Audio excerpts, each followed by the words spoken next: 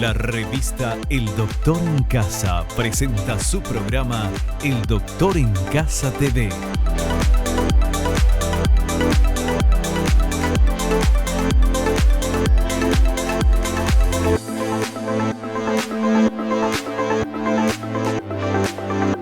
El Doctor en Casa TV.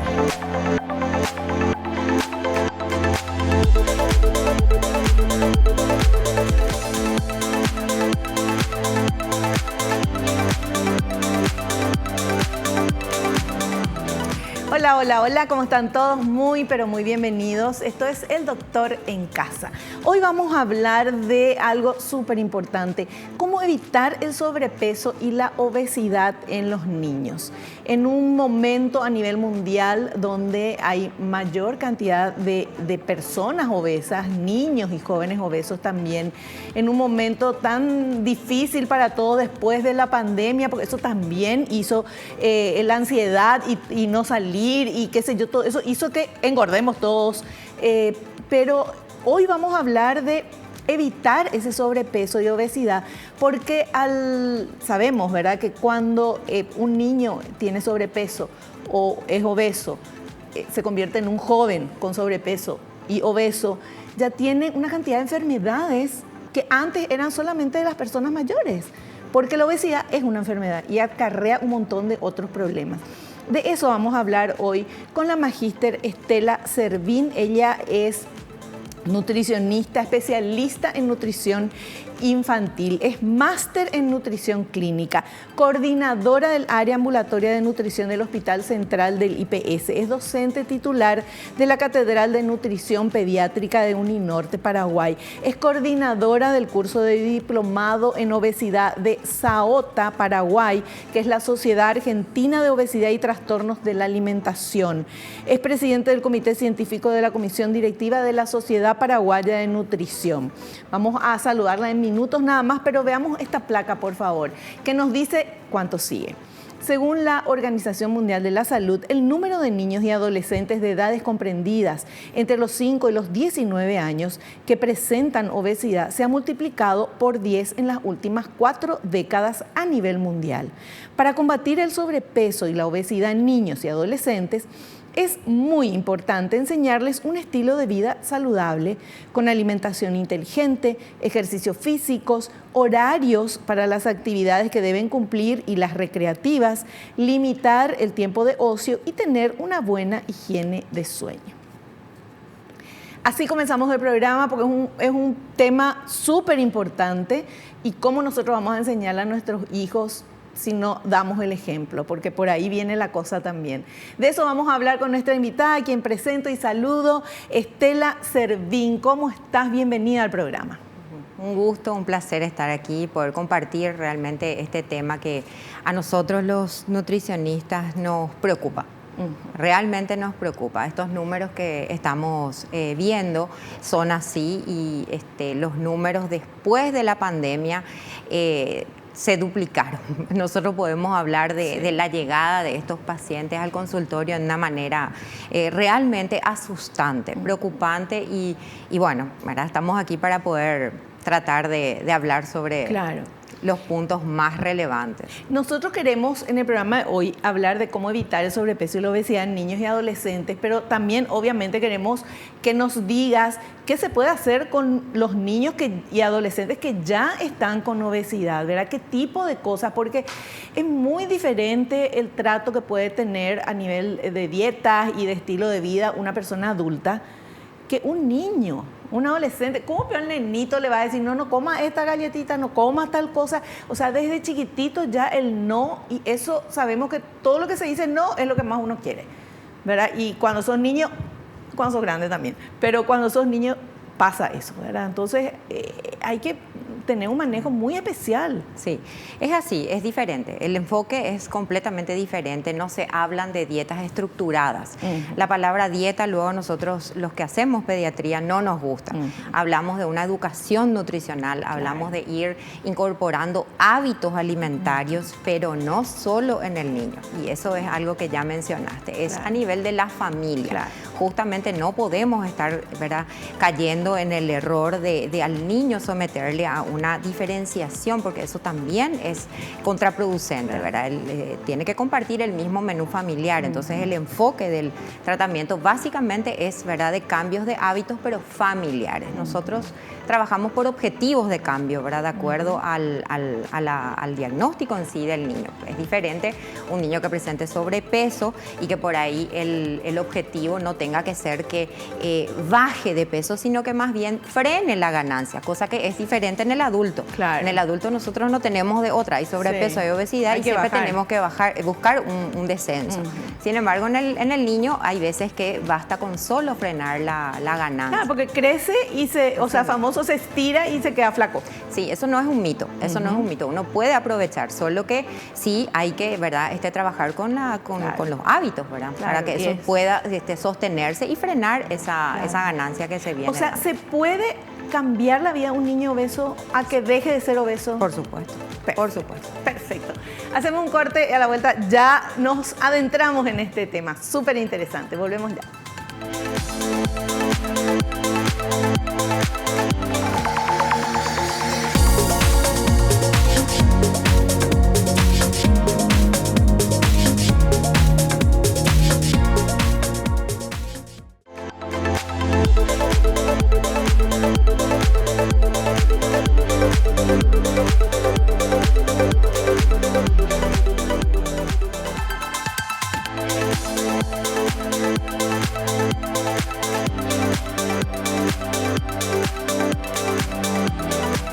Continuamos hablando con nuestra entrevistada, la magíster Estela Servín. Ella es especialista en nutrición infantil y nuestro tema de hoy es un tema, como ya lo decíamos al inicio del programa, muy importante. Lo bueno es que ya nos dijo que sí, un niño obeso puede dejar de ser obeso, puede transformarse en un niño con un peso adecuado a su edad, que eso después va a ser un adolescente con un peso adecuado a su edad y un adulto sano, porque la obesidad no es, el problema de la obesidad no es nada más que la parte que se ve, la parte estética, que sí trae también problemas de bullying, de baja autoestima, de un montón de cosas, sino el mayor problema es el de salud, porque una persona obesa y con sobrepeso, sea niño, adulto, joven, es una persona que no está sana y que es una bombita de tiempo caminando para que le pueda pasar cualquier cosa. Y de eso vimos también en el tema de la pandemia, lastimosamente, que las personas con sobrepeso y obesidad eran las personas que sufrieron más y muchas no pasaron esta pandemia.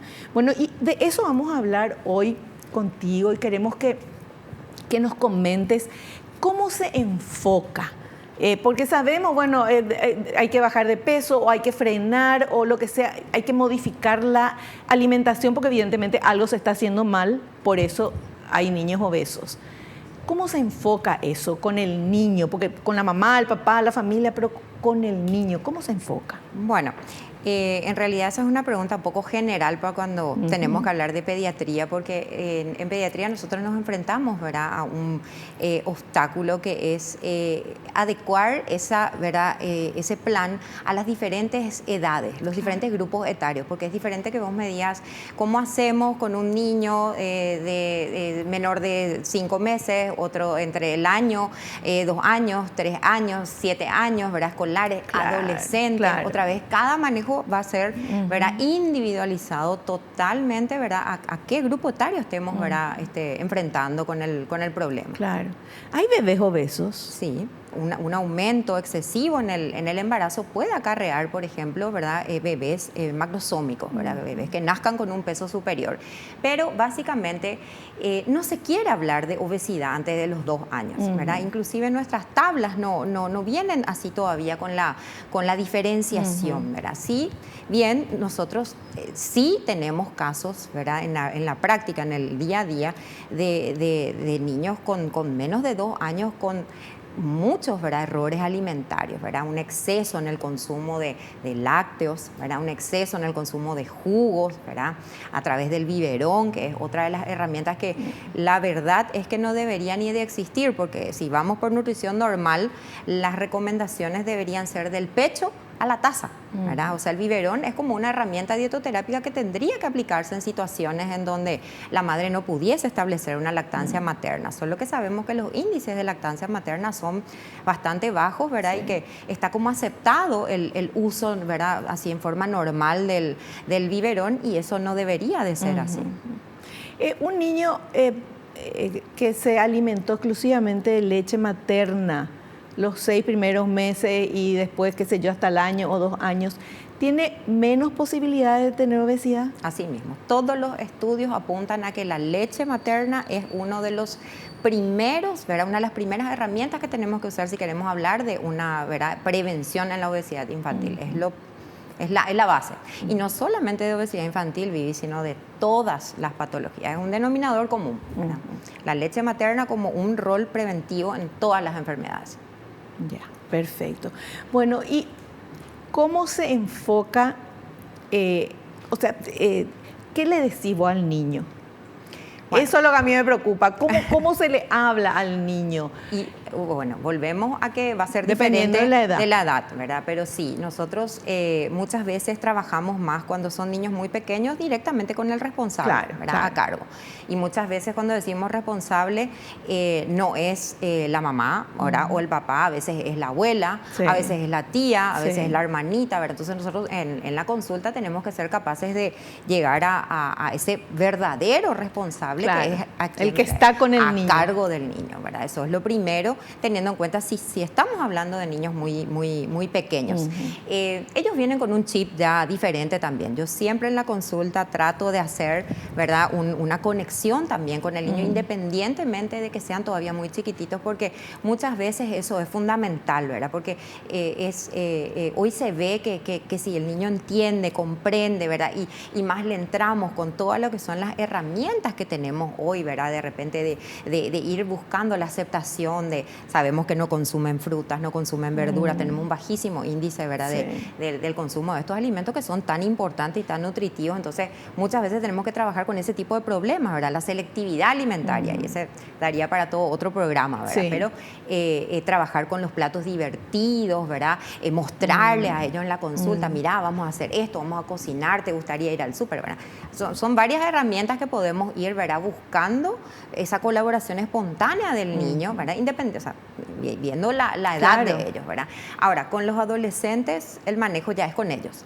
Muchas veces incluso es necesario sacarle un poco al responsable del planteamiento, a veces sí en la primera consulta, pero después ya, ¿verdad?, un mano a mano directo con el adolescente, que es verdaderamente el verdadero involucrado y el interesado, debería de ser. Es muy difícil cuando vienen, ¿verdad?, traídos así directamente de la oreja, ¿verdad?, o por una interconsulta, le envía al médico, ¿verdad?, y no hay una verdadera ¿verdad?, necesidad o ganas de ellos de estar, ¿verdad?, buscando mejorar sus hábitos. Y ahí es mucho más complejo y bueno, ahí hablamos de un tratamiento multidisciplinario, ¿verdad? Claro. Tenemos que enfocarnos y trabajar con los psicólogos en esos casos, ¿verdad? Claro. Buscar esa colaboración espontánea es fundamental.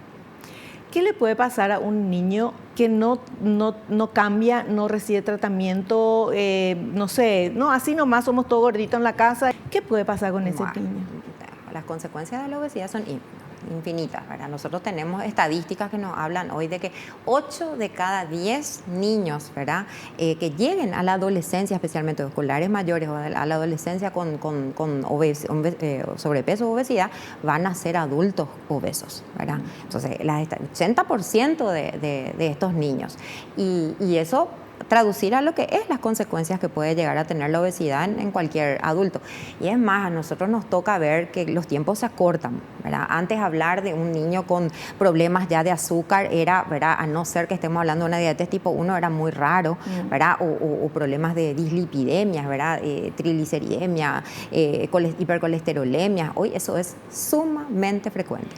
Hoy nosotros incluso niños con sobrepesos, todavía ni siquiera una obesidad ya declarada, sino un sobrepeso, ¿verdad? Nosotros tenemos grados, ¿verdad? Sí.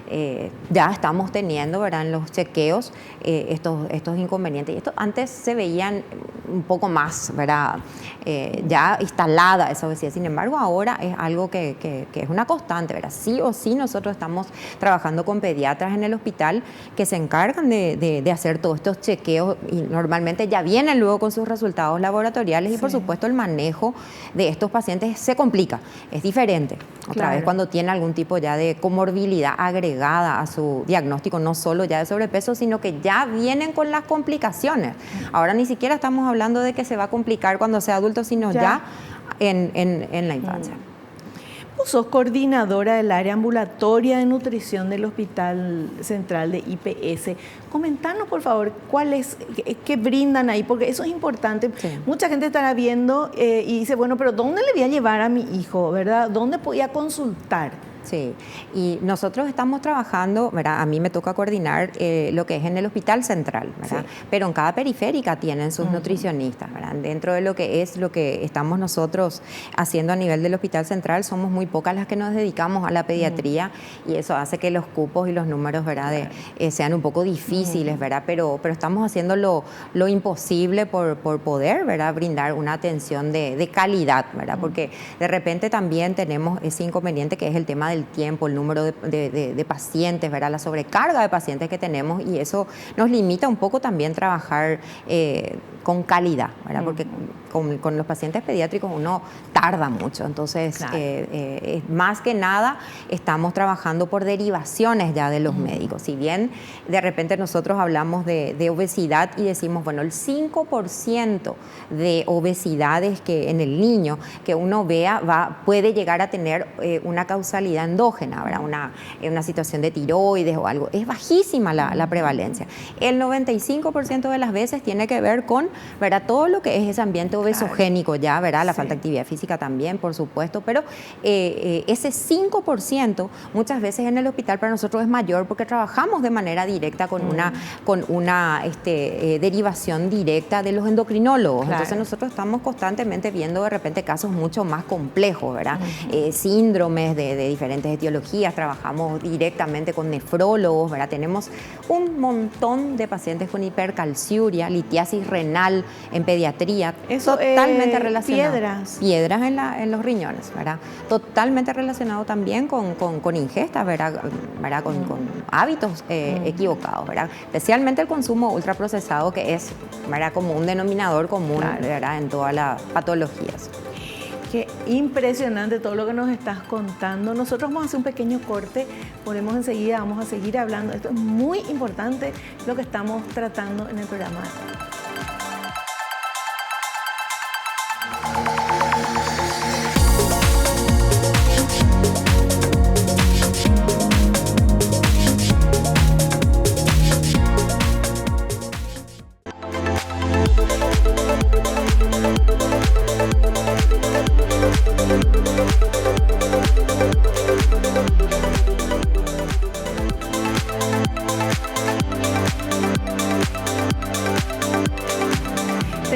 Materiales que queremos compartir con todos ustedes y nuestra invitada nos va a explicar. Vamos con este primer material, por favor.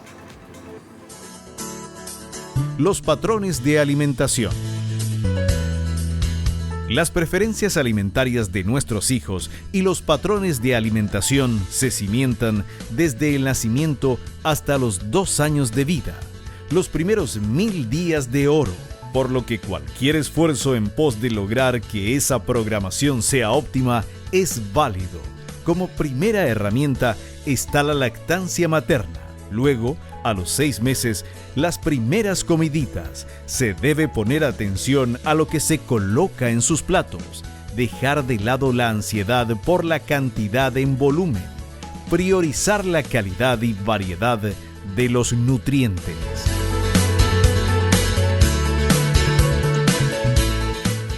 Los primeros 1000 días, ¿verdad? Los primeros 1000 días incluye también al feto, ¿verdad?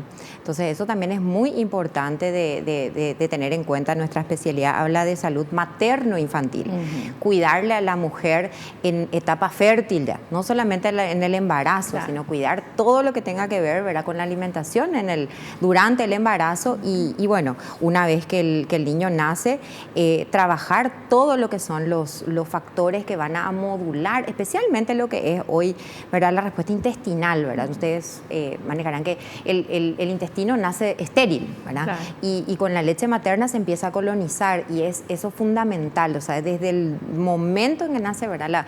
Incluso el tipo de parto tiene que ver, ¿verdad?, con todo lo que va a ser esa respuesta que va a tener, esa forma, ¿verdad?, de poblarse nuestro intestino, que hoy tiene tanta evidencia científica que es lo que termina, ¿verdad?, dándonos un equilibrio, ¿verdad? Entonces, lo primero para poder hablar de una salud de esos primeros 1000 días es cuidarle a la embarazada, cuidar ese entorno, cuidar el momento del parto y lactancia materna desde el vamos, ¿verdad? Posteriormente la alimentación complementaria y sí, así como decía cuidar lo que es especialmente un punto del cuánto, permitirle regular el cuánto al niño, porque muchas veces ese suele ser el gran error nuestro como padres, ¿verdad? Creer que tiene que terminar X ración y por ahí empezamos ya a abolir esa capacidad del niño de sentirse satisfecho, Vivi. Claro. Y ese podría ser el primer gran problema, ¿verdad?, de caminito hacia la obesidad, ¿verdad? Entonces eso es fundamental. ¿Dónde? ¿Cómo? ¿Verdad? O sea, ¿qué es responsabilidad del padre, de la mamá, ¿verdad?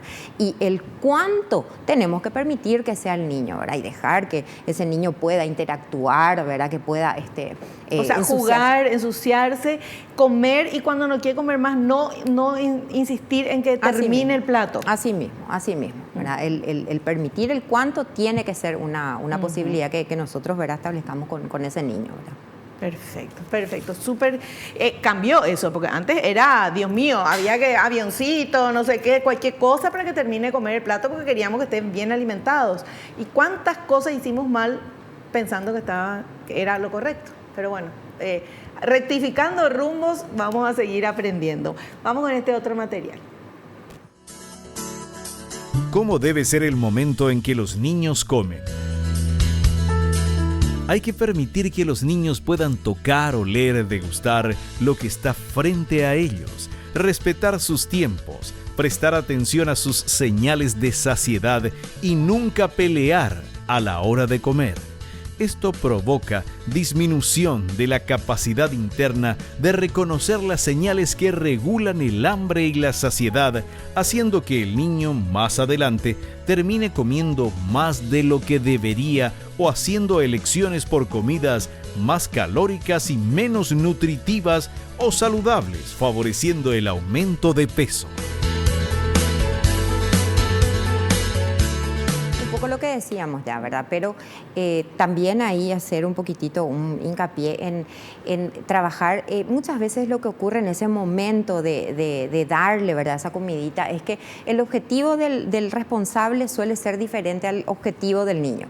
Por ahí el niño quiere jugar, quiere llamar la atención, quiere, ¿verdad?, explorar y el objetivo del padre es que acabe esa ración que el padre cree que debe ser la ración correcta en tiempo récord, ¿verdad?, sin ensuciarse, que se eduque en ese momento, ¿verdad? Entonces, ese suele ser como de repente uno de los primeros puntos, ¿verdad? Que suele, el objetivo, ¿verdad?, no concuerda y por ahí empiezan a, ¿verdad?, suscitarse los problemas que nosotros le llamamos dificultades a la hora de dar de comer. Y ahí se abre un abanico, ¿verdad?, de montón de situaciones. La selectividad, por ejemplo, ¿verdad?, una de ellas, y bueno, ni qué decir cuando esa selectividad se vuelve una selectividad, son pocos alimentos y se direcciona hacia alimentos que son alimentos un poco creadores de adicción, ¿verdad? Y eso se traduce, ¿verdad?, porque muchas veces nosotros creemos que el chico selectivo termina teniendo bajo peso nomás y nosotros en la práctica no, al revés, ¿verdad? Tenemos más relacionamiento con obesidad, ¿verdad? Porque seleccionan muchas veces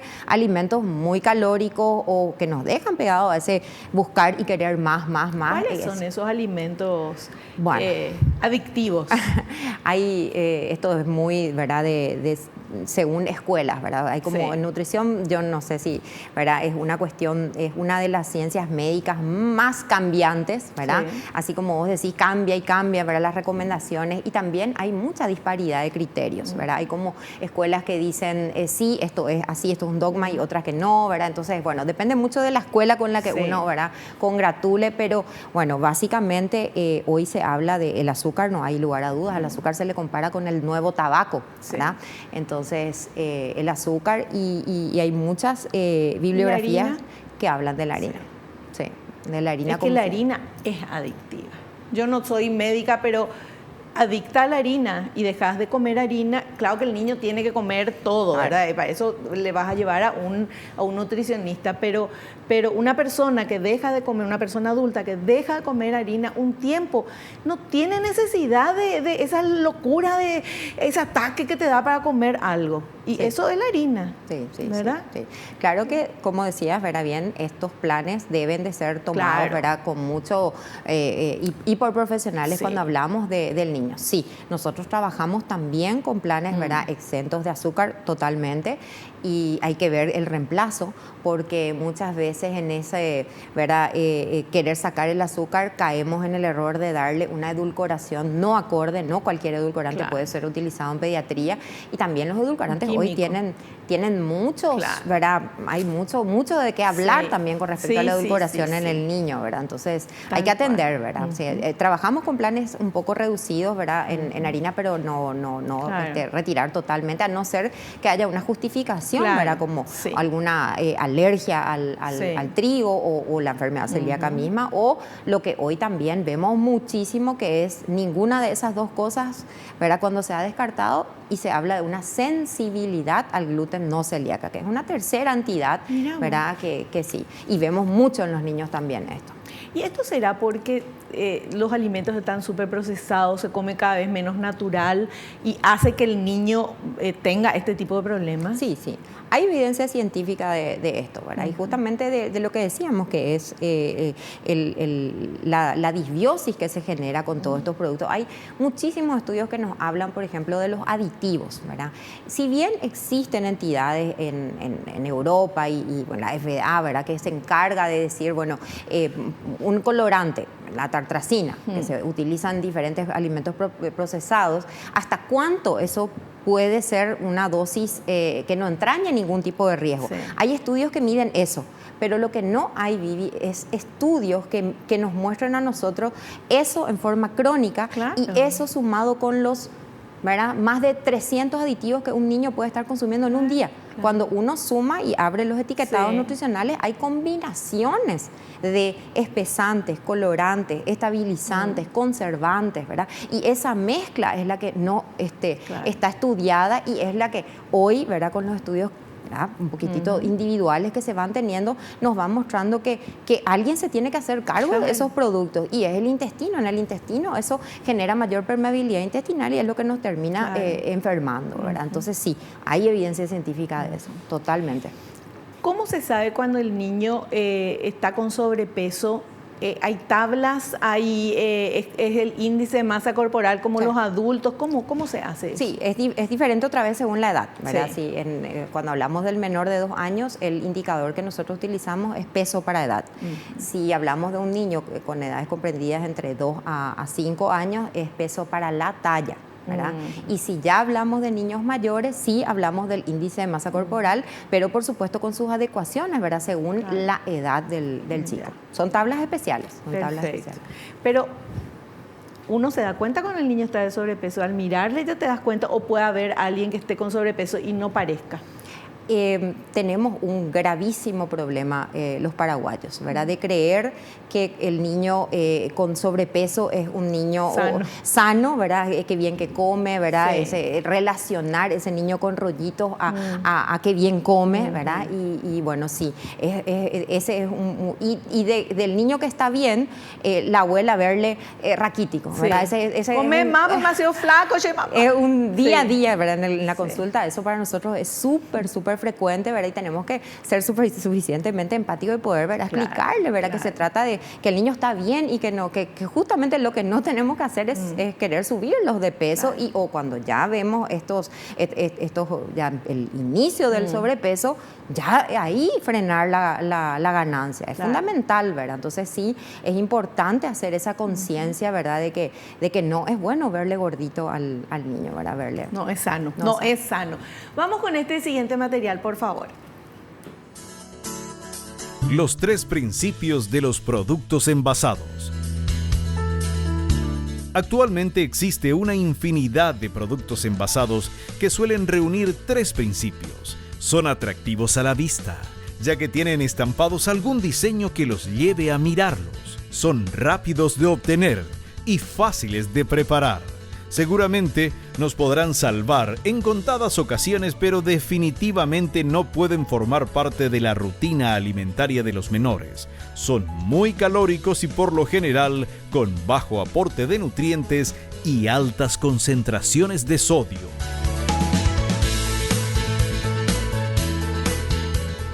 Bueno, sí. Los procesados, nosotros tenemos, ¿verdad? Hoy hablamos muchas veces del carrito del súper como una emboscada para que el niño pueda llegar sano, ¿verdad? A la adultez, ¿verdad? Hay que sortear esa emboscada. Realmente tenemos metros y metros de góndolas destinadas a hacer, ¿verdad?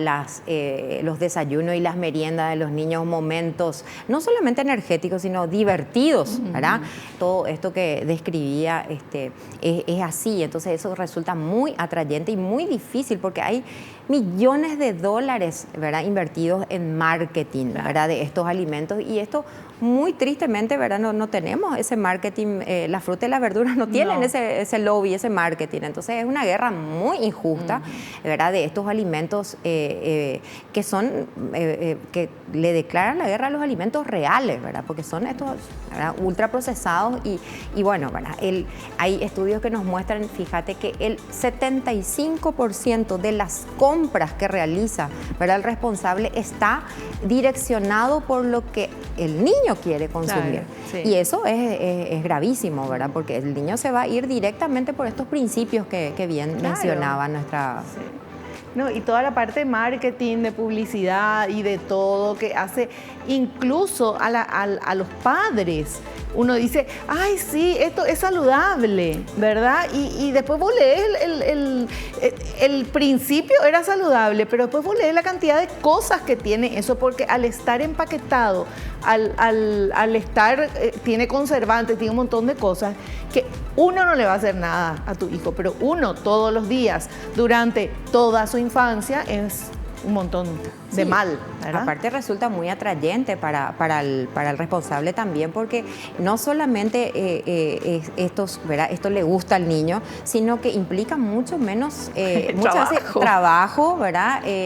Incluso en costo, ¿verdad? Tiene menor costo de elaboración, entonces eso tiene un impacto, ¿verdad? Y por supuesto, ¿verdad? Es muy difícil luchar contra eso, realmente es difícil. Es que lo que creo yo que tenemos es que todos necesitamos más información veraz, información real, ¿verdad? De qué es, porque vos podés tener un jugo que es espectacular, qué sé yo, pero vos lees y es un venenito que estás poniendo, porque lo que tiene no tiene nada de natural. Sí, muchas veces cuando decimos, y es muy triste porque las mamás te dicen, pero es jugo, no es una gaseosa, por decir, ¿verdad? La comparación famosa, porque quien más, quien menos ya alguna vez, ¿verdad? Escuchó de los estudios en contra que hay sobre las bebidas gaseosas, ¿verdad? Entonces, la comparación debería ser, a veces es peor, ¿verdad? ¿Y por qué peor? Y porque el concepto de sano ya nos lleva muchas veces ¿verdad? A una ingesta exagerada, y estamos hablando de productos que son muchas veces agua con un poco de jugo, con un montón de diferentes, otra vez, aditivos, ¿verdad? Que ya explicamos, ¿verdad? No son sanos. Bueno, importantísimo esto, porque ¿quién no quiere que su hijo sea sano, que sea feliz, que crezca bien, que no tenga problemas? Eso es lo que queremos los padres. Bueno, tenemos que frenar un poquito y ver qué es lo que estamos comprando y llevando a casa, porque sí, no tenemos tiempo. Es más fácil un paquetito meter en el microondas y ya está todo, pero ¿a qué costo? Volvemos ya.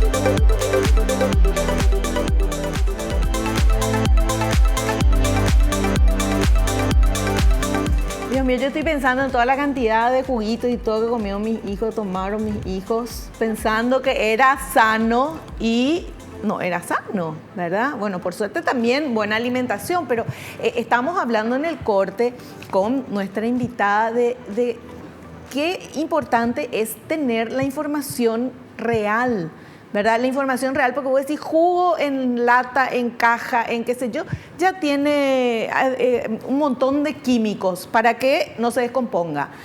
Después, de soja, todo de soja es bueno, todo lo de soja es bueno, no es tampoco así, hay que ver. Justamente hay que consultar con especialistas, porque cuántas metidas de patas no podemos estar haciendo las mamás sin tener este conocimiento y pensando que estamos haciendo bien.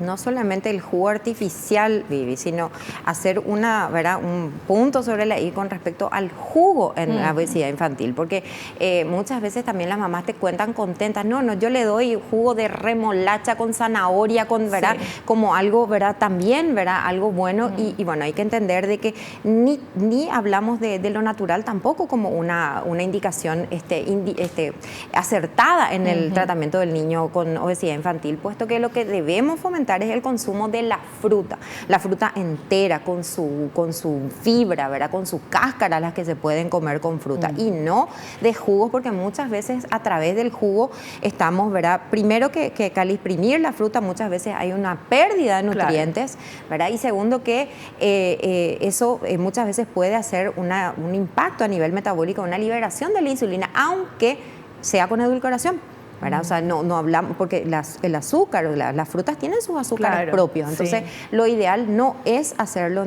en forma de jugo, sino, ¿verdad? La fruta entera, ¿verdad? El niño tiene que consumir la fruta entera. Y la fruta de estación, ¿verdad? Claro. No empezar tal fruta engorda o tal, no.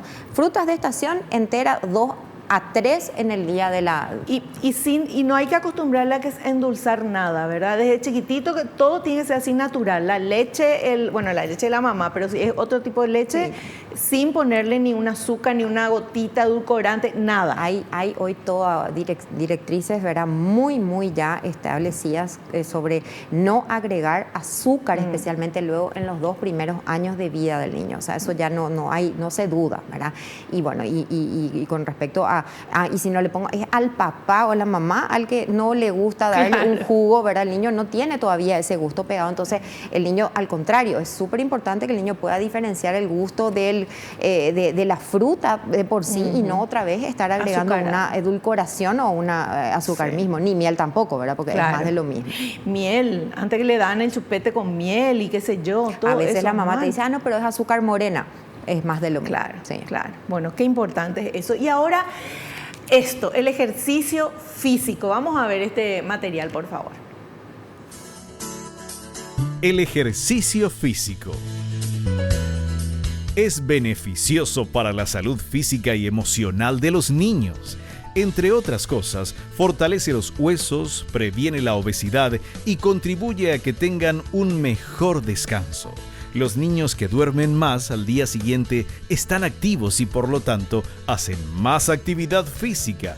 Esto no solo mejora la aptitud física, controla el sobrepeso y previene enfermedades, sino que además es imprescindible para un buen descanso.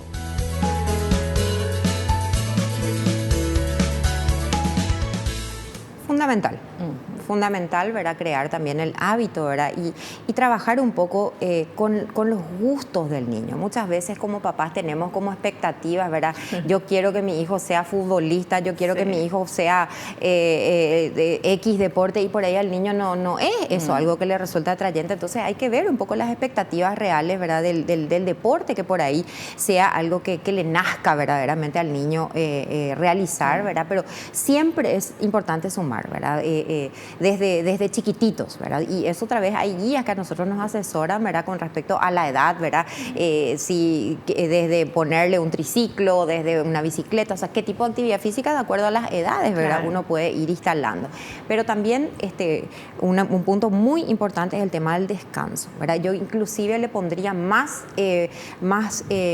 importancia al descanso mismo, ¿verdad? Porque muchas veces los papás también tienen como un concepto equivocado, no, mi hijo está con sobrepeso porque no hace la actividad física.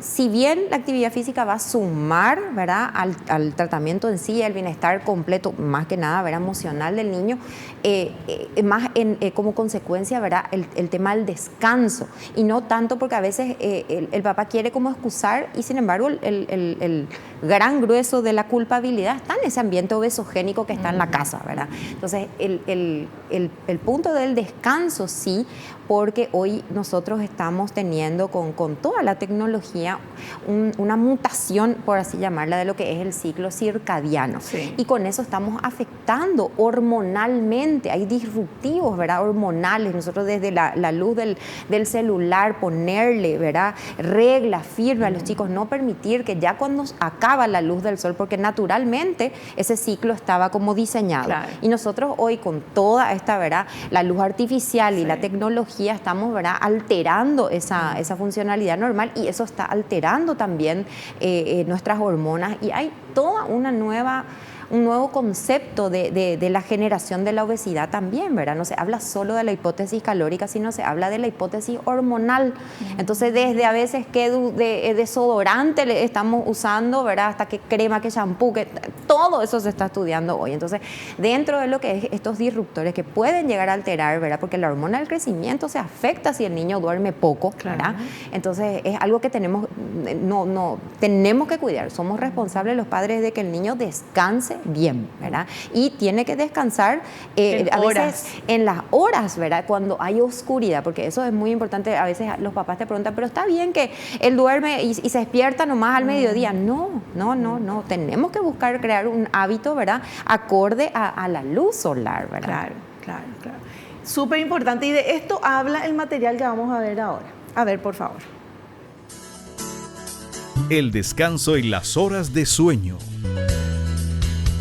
La duración insuficiente del sueño de manera continua representa un riesgo potencial de sobrepeso y obesidad en la infancia y adolescencia.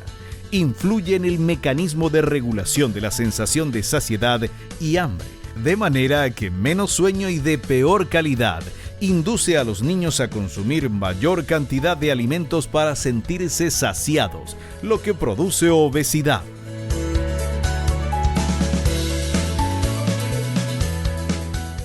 ¿Qué hacemos para engordarle a los pollos? ¿Qué hacen los que crían pollos? No le dejan dormir. Le prenden la luz, sí, ¿verdad? Entonces eso es como el ejemplo, ¿verdad?, más claro de que esto es importantísimo, ¿verdad? El niño tiene que descansar y tenemos que nosotros los padres ser responsables de ese verdadero descanso.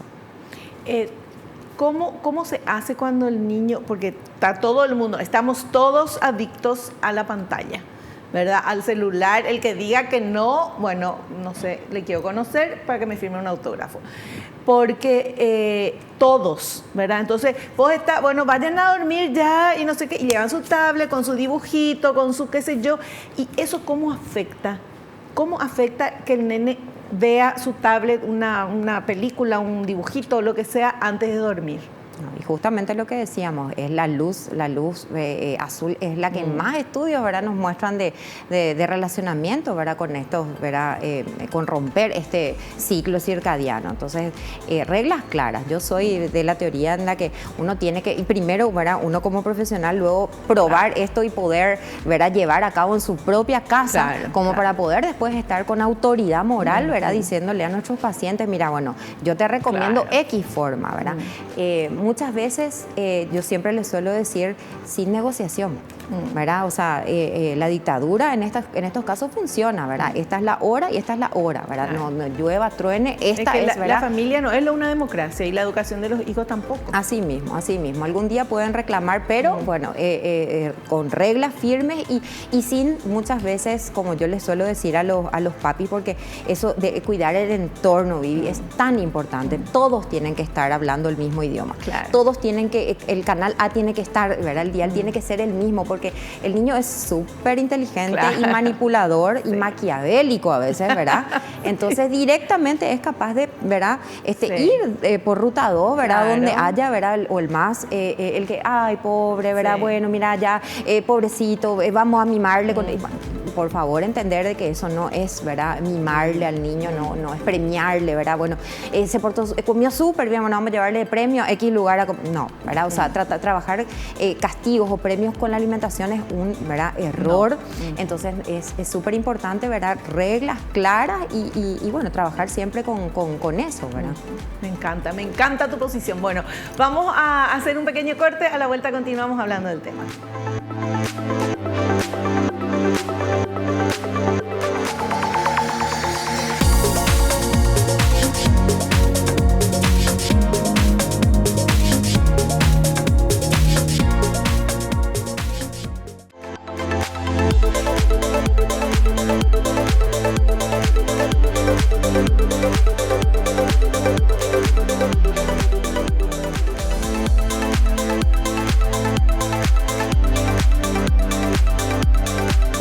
Bueno, estamos en el último bloque, tenemos pocos minutitos, pero en el corte me estaba diciendo que en Inglaterra van presos los padres que no atienden a sus hijos obesos. ¿Cómo es? Hay evidencia, nos muestran estudios que inclusive la tenencia, ¿verdad? Pueden llegar a perder. O sea, si se habla de obesidades mórbidas, de dejadez, ¿verdad? Claro. Entonces, tenemos que hacernos cargo. Muchas veces los padres nos sacamos un poco la mochila, ¿verdad?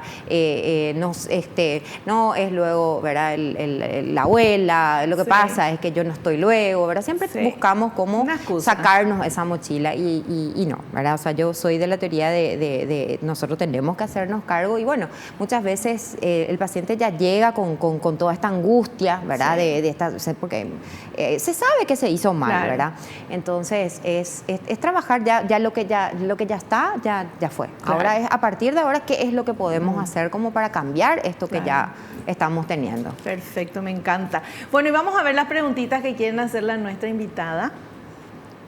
Una persona que en la niñez logró superar el sobrepeso, ¿queda con una tendencia a subir de peso? Qué buena pregunta. Bueno, más que nada, ¿verdad?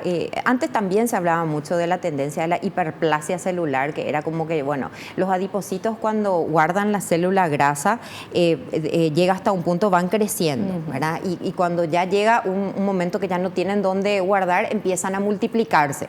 Entonces, el número de estas células que guardan ¿verdad?, los niños obesos puede llegar a ser mayor, aunque después bajen de peso, ¿verdad? Entonces, sí había como una teoría, pero más bien lo que se relaciona es al hábito alimentario. Claro. O sea, uno puede tener inclusive la genética misma, ¿verdad? Mi abuelo, mi mamá, sí, pero uno está, ¿verdad? El cambiar los hábitos alimentarios, uno perfectamente puede manejar eso. Perfecto. Otra preguntita. ¿Se puede controlar la tendencia a subir de peso si el niño tiene alguna enfermedad hormonal? Bueno, depende de qué tipo de enfermedad estemos hablando, ¿verdad? Porque sí, en la gran mayoría, ¿verdad?, cuando se trata de ciertas, ¿verdad?, situaciones especialmente que comprometen a la función de la tiroides, ¿verdad? Hay como dificultades, ¿verdad? Especialmente cuesta más que el niño baje de peso, ¿verdad? Pero existen herramientas que sí, nosotros podemos trabajar con eso. Ahora, existen también situaciones en donde hay un compromiso muy importante de la causalidad endógena. Es el cuerpo el que le está produciendo la alteración y sí, hay situaciones en las que a veces nosotros los nutricionistas estamos un poco atados de mano, especialmente cuando estas patologías de repente se trabajan con muchos corticoides, ¿verdad? El tratamiento en sí. Y hay casos en los que niños desarrollan un Cushing, que es un síndrome luego ya, ¿verdad? A consecuencia de repente del manejo así de la terapia con corticoides y cuesta, ¿verdad? Pero de que se puede, se puede. Eso. Y eso es lo importante, que se puede, que hay que consultar y que tenemos que hacer todo lo posible para que nuestros hijos estén lo más sanos posible. Y la obesidad es una enfermedad, no es salud. Queremos agradecerte, Estela, tu tiempo, lo bien que nos estuviste explicando todo y bueno, te invitamos para otro programa. Muchísimas gracias, Vivi. En realidad para mí es un honor y un placer y realmente un gusto poder estar acá y compartir porque para nosotros es fundamental que que esto llegue a más a nuestra población, ¿verdad? Hay que hacer conciencia. Sí. Los números, nosotros hablábamos de la pandemia, ¿verdad? Mucho antes de que se instale el término pandemia en COVID, ¿verdad? Sí. Nosotros ya hablábamos de la pandemia de la obesidad y de la pandemia de la obesidad a nivel de niños, ¿verdad? Porque 155 millones de niños con obesidad infantil decíamos en los estudios en el 2018. Imagínate lo que Ahora. eso sería, ¿verdad? Ya los estudios que van a salir a la luz después de la pandemia, ¿verdad? Que como estábamos hablando en el corte, ¿verdad? Esto realmente explotó, ¿verdad? Sí. Tenemos un número mucho más importante. Entonces es importantísimo y muchísimas gracias. No, por favor, muchas gracias a vos. Nosotros nos despedimos hasta el próximo programa. No te olvides lo que te digo siempre porque es cierto. Naciste para ser feliz, no te conformes con menos. Volvemos en el próximo programa. Chao, chao. La revista El Doctor en Casa presentó su programa El Doctor en Casa TV. Fue una realización de Alicante.